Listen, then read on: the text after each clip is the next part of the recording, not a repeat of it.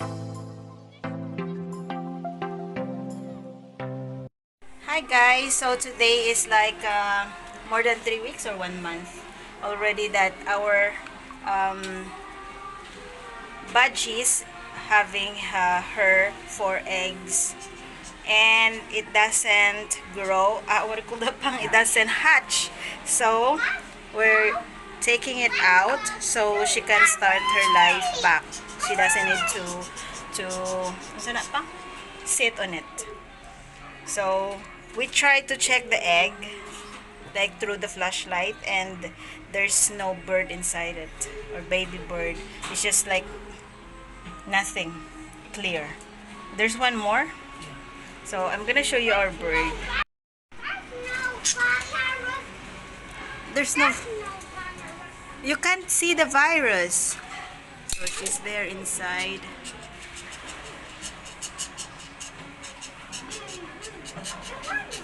It's really bad because this is her first eggs. There it is, first batch, and it didn't hatch. It's more than a month already that she's been there, and I think she needs to start a new life. She needs to start hatching again, maybe. So we have 2 birds left. There's yellow and the other one inside. So she doesn't have any eggs anymore. Feel bad. So there's her 4 eggs. Nothing. How will you know if there's a baby bird inside? The only one that could potentially is the young one.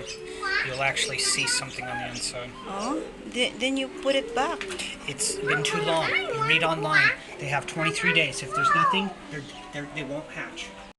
We check online if the bird's egg been what do you call this?